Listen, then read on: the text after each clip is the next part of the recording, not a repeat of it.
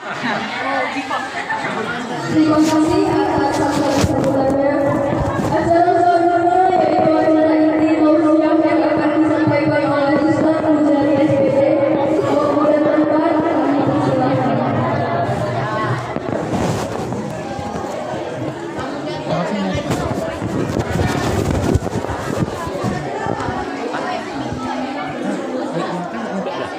Iya.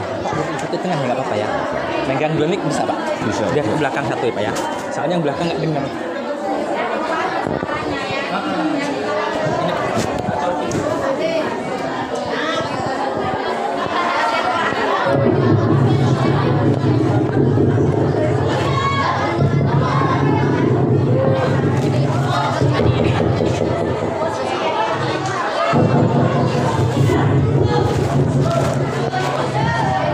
Bismillahirrahmanirrahim.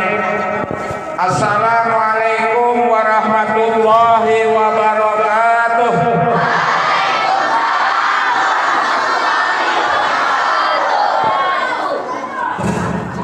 Innal hamdalillah alhamdulillahilladzi arsala rasulahu bil huda wa dinil haqq liyudhhirahu 'ala dini kullihi walau karihal musyrikun walau karihal kafirun. Asyhadu an la ilaha illallah wahdahu la syarikalah wa asyhadu anna Muhammadan abduhu wa rasuluhu la nabiyya ba'dah. Allahumma shalli wa sallim ala nabiyyina Muhammad wa ala alihi wa sahbihi ajma'in. Qala Allah Ta'ala fi kitabihil azim. A'udzu billahi minasyaitonir rajim. Ya ayyuhalladzina amanu aminu billahi wa rasulihi wal kitabil ladzi nazzala ala rasulihi wal kitabil ladzi anzala min qabl. Wa may yakfur billahi wa malaikatihi wa kutubihi wa rusulihi wal yaumil akhir faqad dhalla dhalalan ba'ida. Wa qala Allah ta'ala aido a'udzu billahi minasyaitonir rajim. Wa ma arsalna qablika min rasulin illa nuhi ilaihi annahu la ilaha illa ana fa'budun. Wa qala Rasulullah Muhammad sallallahu alaihi wasallam innama bu'ithu liutammima makarimal akhlaq.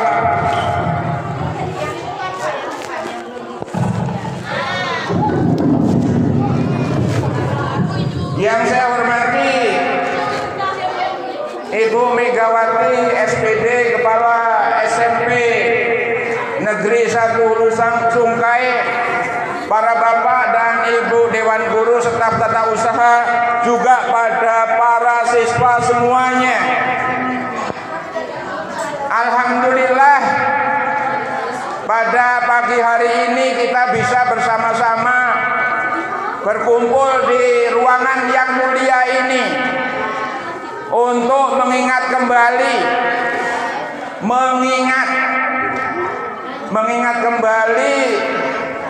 milad Nabi kita, Rasul kita Muhammad sallallahu alaihi wasallam, yang beliau lahir pada tanggal 12 Rabiul Awal. Sudah ada perhitungan tahun Hijriah belum pada waktu itu? Belum ya. Bertepatan pula kalau di tahun perhitungan Masehi itu pada tanggal berapa? Bulan April tanggal 20 23 atau 13? Ya, nanti dicek kembali tahun 571 Masehi. Lahir di mana? Di kota? Ya. Peristiwa apa yang masih kalian ingat jelang kelahiran yang mulia Nabi Muhammad SAW? Apa peristiwa yang terjadi? Oh, ada tahun gajah. Apalagi? Ya, patung-patung di sekeliling Ka'bah pada berjatuhan. Demikian juga istana Kisra juga pada retak-retak dan lain sebagainya ya. Satu di antara peristiwa itu adalah beberapa tahun sebelumnya itu ada tentara bergajah yang dipimpin oleh siapa? Raja Abraha. Raja negara mana itu? Kalau sekarang kerajaan mana? Negara mana? Salah satu negara di Afrika yang sekarang miskin, yaitu negara Ethiopia. Ya, dari negeri Ethiopia sana Abraha kemudian dia melaksanakan agresi termasuk ke negeri Yaman. Kemudian dia mendirikan kuil untuk menyaingi kuil yang ada di Ka'bah, mengelilingi Ka'bah, supaya rame, supaya tidak kalah dengan Ka'bah dan sekelilingnya. Akhirnya apa? Ditambah lagi dengan seorang badui yang melempar kotoran di kuilnya Abraha. Akhirnya tersinggung, mereka menyerbu mana? Kak, untuk menghancurkan Kak. Siapa yang maha kuasa? Allah Subhanahu wa ta'ala. Akhirnya Allah datangkan burung. Burung apa namanya? Burung ababil. Apa yang dibawa? Batu-batu pijar. Akhirnya dilempar kepada Abraha dan pasukannya, dan mereka luluh lantak bagaikan daun-daun yang dimakan ulat. Allahu Akbar. Nah, untuk selanjutnya anak-anak sekalian, mengapa kita kembali memperingati, mengingat kembali kehadiran Rasulullah Muhammad SAW? Ya, coba diperhatikan itu. Yang belakang tadi sudah disampaikan oleh ibu kepala sekolah.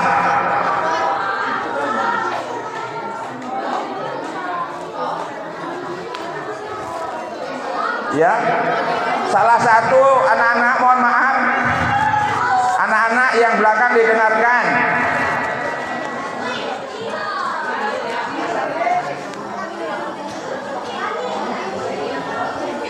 Nah, perlu saya sampaikan, kita ini hidup ini ibarat membangun suatu rumah.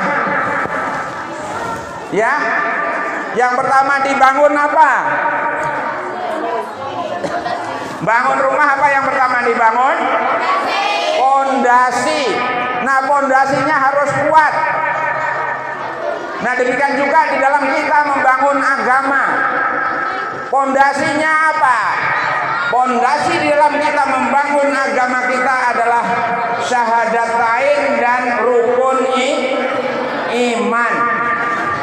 Anak-anak pernah bersyahadat? Kalimatnya bagaimana? Asyhadu an la ilaha illallah wa asyhadu anna Muhammadar Rasul. Itu adalah sumpah, itu adalah janji, itu adalah ikatan kita untuk mengikat diri kita dengan Allah Subhanahu wa ta'ala dan Rasulnya. Kita ikat diri kita dengan aturan-aturan Allah Subhanahu wa ta'ala dan Rasulnya. Itu konsekuensinya. Ketika seseorang bersumpah, ketika seseorang dia berjanji, konsekuensinya maka dia harus tepati sumpah dan janjinya itu, agar kiranya dia dan mereka tidak termasuk golongan orang-orang yang munafik. Ya, orang-orang yang munafik, janji sama orang saja, sumpah sama orang saja, kalau kita ini tidak ikuti, tidak itu tidak suka. Lebih-lebih kita berjanji dan bersumpah di hadapan Allah Subhanahu wa ta'ala. Kemudian rukun iman.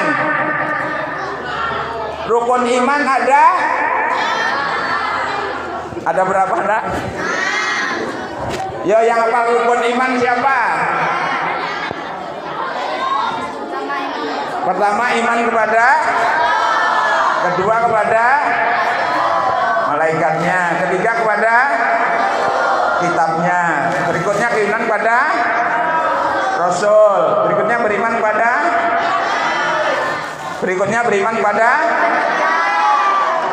hari akhir, berikutnya beriman pada qada dan qadar. Tadi di awal saya sampaikan, ini waktunya singkat, mohon maaf untuk kepala sekolah ya, mungkin 5 menit saja. Di awal tadi saya sampaikan di Quran surah An-Nisa itu ada ya. Ya ayyuhalladzina amanu aminu billahi wa rasulihi wal kitabil ladzi nazzala ala rasulihi wal kitabil ladzi anzala min qabl. Hai orang-orang yang pada mengaku iman. Ya. Berimanlah kalian kepada Allah, kepada Rasulnya, dan kepada kitab yang diturunkan kepada Rasulnya dan kitab yang diturunkan sebelumnya.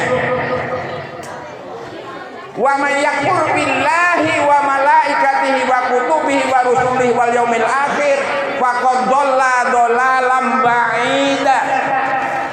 Barang siapa yang dia kufur, tidak mengimani Allah, malaikatnya, kitabnya, rasulnya, dan tidak beriman kepada hari akhir, maka dia telah sesat sejauh-jauh sesat. Sesat sejauh-jauh sesat. Nah, ini satu pengendali manusia di dalam hidup. Di antara yang wajib kita imani itu, yang tidak kalah pentingnya adalah beriman kepada hari akhir. Ada yang menyebut hari kiamat, ada yang menyebut hari pembalasan. Hari apa? Apa yang dibalas? Perilaku manusia selama hidup di perilaku manusia akan dibalas.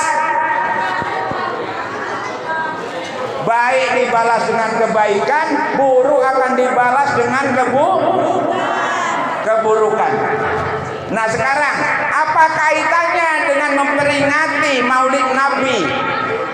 Ini ada kaitannya kita dengan mengimani terhadap Rasul. Lalu konsekuensinya apa? Jika seseorang itu sudah beriman kepada Rasul, yang harus dilakukan apa? Tadi saya katakan di awal, beriman kepada Allah berarti kita mengikat diri kita dengan Allah dan aturan-aturannya. Kita beriman kepada Rasul, kita mengikat diri kita dengan Rasulullah Muhammad SAW dan risalah yang dibawanya. Dia disebut Rasulullah karena ada risalah yang dibawanya. Risalah itu berupa wahyu dari sisi Allah Subhanahu wa taala, yaitu Al-Qur'anul Karim. Itu yang harus kita ikat. Nah, kalau kita tidak mau mengikat diri kita dengan Rasul dan apa yang dibawa oleh Rasul itu, maka disangsikan juga keimanan kita terhadap Rasul. Itu semuanya ada konsekuensinya ya anak-anak ya. Nah, sekarang ya enggak, ini kalau nyatet disingkat-singkat saja ya. Karena Pak Mudari tidak pergi sebelum mati, ya bisa nanti di kelas bertanya. Nah, udah ya tadi ya. Apa tadi beriman kepada Rasul, mengikat diri kita dengan Rasul ya. Rasul kita siapa? Muhammad sallallahu alaihi wasallam. Allahumma sholli ala sayyidina Muhammad. Allahumma sholli alaihi ya. Untuk berikutnya, sekarang kita ma'rifatul Rasul dulu ya. mengenal Rasul dulu. Nama Rasul kita sudah tahu tadi, namanya Muhammad. Ibunya namanya, ibunya Rasul siapa namanya? Aminah. Bapaknya namanya Abdullah dan seterusnya ya. Nah sekarang, mengapa Allah itu mengutus para rasul? Ayo, mengapa Allah itu mengutus para rasul? Oh, bawa wahyu ya. Wahyunya isinya apa? Oh, pintar. Jadi ini Bapak Ibu, anak-anak sekalian yang dirahmati Allah Subhanahu wa taala, sekedar kita mengingat kembali mengapa Rasul itu diutus oleh Allah Subhanahu wa taala. Yang pertama, ada banyak sebenarnya, tapi ada hal penting yang perlu kita tahu. Pertama yaitu mewahyukan kepada Rasul itu dan kepada umatnya bahwa tidak ada ilah, tidak ada Tuhan, tidak ada sesembahan kecuali Allah, dan supaya beribadah kepada Allah. Tadi di awal saya sampaikan, wa ma arsalna qablika mir rasulin illa nuhi ilaihi annahu la ilaha illa ana fa'budun. Ya, wa ma arsalna qablika mir rasul, dan tidaklah aku mengutus rasul sebelum engkau Muhammad, ila nuhi ilaihi, melainkan aku wahyukan kepadanya, la ilaha illa ana, tidak ada ilah, tidak ada yang wajib diibadahi, tidak ada yang wajib disembah kecuali ilah. Ilah ana, kata Allah, ananya Allah, kecuali Allah, fa'budun. Oleh karena itu beribadah kalian semuanya kepada Allah. Beribadah kepada kapan kita beribadah? Kapan nak kita beribadah? Dari bangun tidur hingga bangun tidur kembali, semuanya adalah harus dalam rangka ibadah. Karena Allah tidak ciptakan jin dan manusia kecuali untuk beribadah kepadanya. Wa ma khalaqtul jinna wal insa illa liya'budun. Jadi ibadah itu ada dua jenis. Ibadah ada berapa jenis? Satu namanya ibadah mahdhoh. Yang kedua ibadah ghairu mahdhoh. Ibadah mahdhoh itu adalah ibadah yang langsung berhubungan dengan Allah Subhanahu wa taala. Seperti kita sholat, zakat, haji, puasa, zikir, wirid, melaksanakan nazar dan lain sebagainya. Itu namanya apa? Zakat ya. Namanya ibadah apa tadi? Ibadah mahdhoh. Kemudian kalau ibadah ghairu mahdhoh itu apa? Ibadah ghairu mahdhoh itu ibadah yang tidak langsung berhubungan dengan Allah Subhanahu wa taala, ibadah yang menyangkut hubungan horizontal sesama makhluk. Bagaimana kita belajar, bagaimana kita beradab dengan orang tua, bagaimana kita beradab dengan guru, bagaimana kita, coba di belakang ya, bagaimana kalau kita menyembelih binatang, diatur enggak kita beribadah dengan binatang aja kita diatur, lebih-lebih dengan manusia. Ya, mungkin kalau dalam bahasa PKN Bu Dewi, ibadah ghairu mahdhoh itu menyangkut ipolek sosbud hankamnas. Ideologi, politik, ekonomi, sosial, budaya dan pertahanan keamanan. Semuanya harus dalam rangka bernilai ibadah. Kalian ke sekolah menuntut ilmu itu dalam rangka beribadah kepada Allah Subhanahu wa taala. Ibu kepala sekolah memimpin sekolah ini dalam rangka beribadah kepada Allah Subhanahu wa taala. Bapak Ibu guru juga di sini mengajar dalam rangka beribadah kepada Allah Subhanahu wa taala.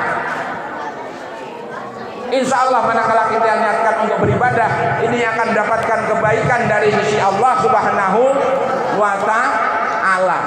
Jadi apa yang pertama tadi, misi Rasul tadi? Menyampaikan wahyu ya, diwahyukan kepada Rasul bahwa tidak ada ilah kecuali Allah dan supaya beribadah kepadanya. Sekarang yang kedua. Nah nanti ambil dikit aja ya. Yang kedua, siapa yang hafal surat As-Saff ayat 9? Tadi di awal saya bacakan, huwallazi arsala rasulahu bil huda wa dinil haq liyudhirahu ala dini kullihi walau karihal musyrikun. Jadi yang kedua, Rasul diutus itu dengan membawa petunjuk dan agama yang benar supaya melaksanakan ajaran agama. Coba siapa yang bisa mengulangi? Coba yang dibawa oleh Rasul tadi apa? Rasul membawa apa? Membawa petunjuk dan agama yang benar. Lalu agama itu untuk diapakan? Untuk dilaksanakan. Sudah melaksanakan ajaran agama? Kalau nggak melaksanakan nanti sumpahnya palsu. Imannya tadi bohong.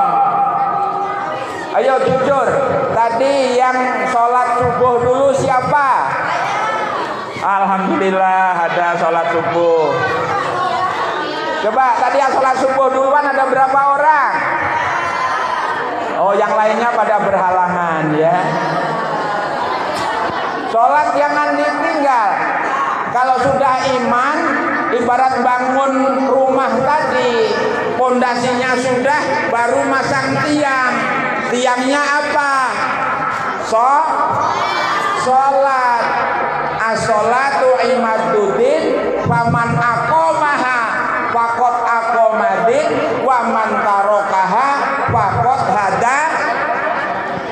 hada madin. Sholat yang agama, barang siapa dia menegakkan sholat itu, maka dia menegakkan agama pada dirinya.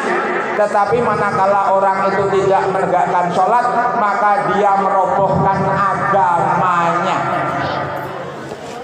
Agama anak-anak roboh kalau tidak mau sholat ya. Coba doa, Robij'alni, ulangi setelah saya, Robij'alni muqimas sholah, Robij'alni muqimas sholah. Ya Allah, kumpulkan kami menjadi hamba-hambamu yang menegakkan sholat. Robij'alni muqimas sholah. Ya amin. Ya. Sholat ya. Biar apa? Agama yang ada di diri kita ini tegak. Jadi yang kedua tadi, Rasul membawa petunjuk dan agama yang benar. Pintar Zara ya.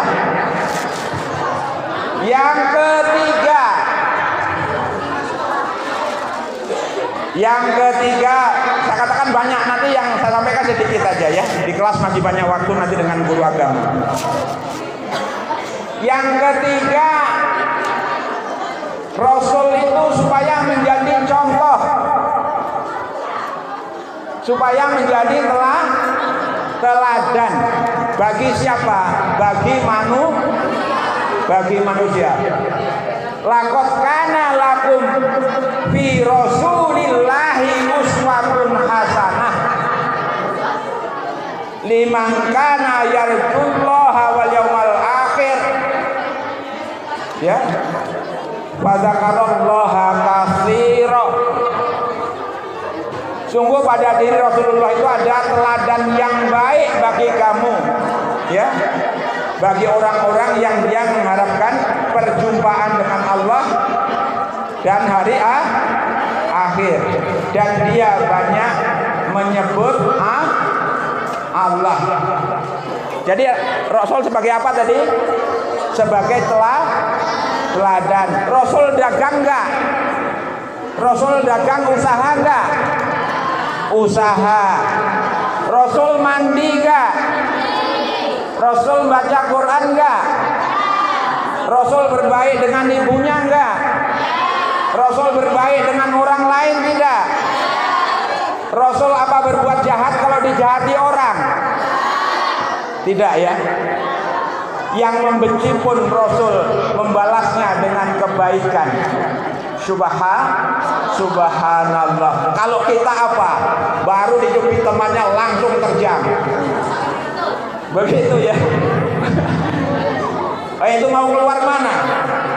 Kalau beriman kepada kitab, perintah dalam Al-Quran itu, adab di dalam majelis, jangan meninggalkan tempat sebelum majelis itu selesai. Memang di majelis itu panas, pengap, ya, susah gitu ya, capek gitu.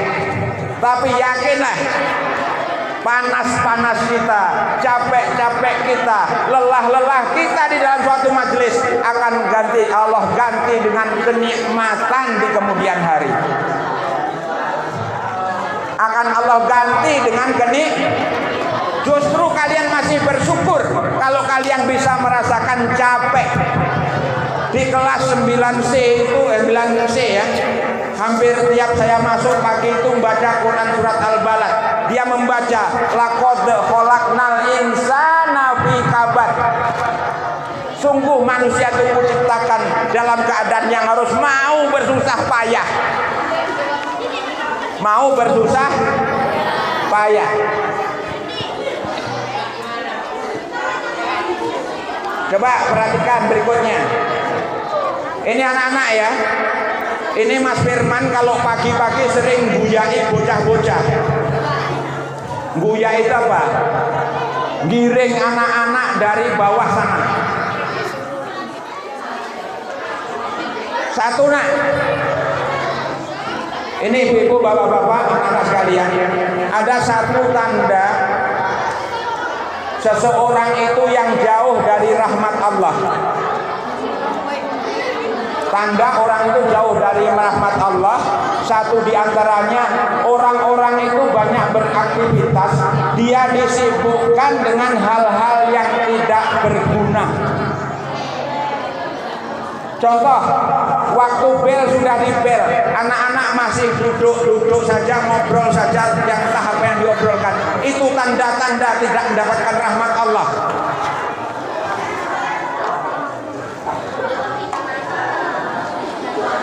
Termasuk para guru, kalau sudah bel masih asik ngobrol gitu. Iya, mudah-mudahan kita dilindungi ya, mudah-mudahan kita terbebas dari itu. Ya, itu kalau misalnya para guru yang sudah bel, ada sudah lari ke sana kemari, kita belum masuk, mungkin Pak Bujari ini belum masuk. Itu tanda-tanda rahmat Allah itu jauh.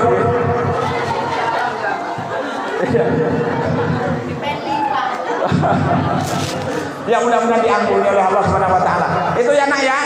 Lebih-lebih anak-anak bawa kartu. Kemarin ada yang ditangkap lagi ya. Kemarin ada ditangkap lagi, dipanggil Bu Nopi, dipanggil Pak Salam. Ya, karena membawa kartu yang seharusnya untuk olahraga tapi digunakan untuk mainan umpet-umpetan di belakang sekolah. Padahal kemarin di 9 hari yang ketangkep saya itu sudah suruh masukkan kotak sampah ya. Rupanya dipunguti malah. Nyari harta benda kok di tempat sampah. Nyari harta benda itu jangan di tempat sampah ya, di tempat ngaji seperti ini, di sekolah, di masjid gitu. Udah sampai berapa tadi? Uswatun hasanah, teladan. Nah, berikutnya yang ketiga. Oh, keempat berarti nulis.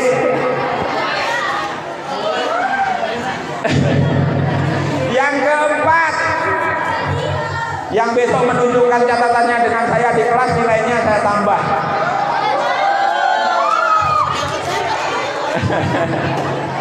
Yang keempat, rusulam mubashirina wa mundzirin li alla yakuna linnasi hujjatun ba'da rasul wa kana Allah azizan hakima.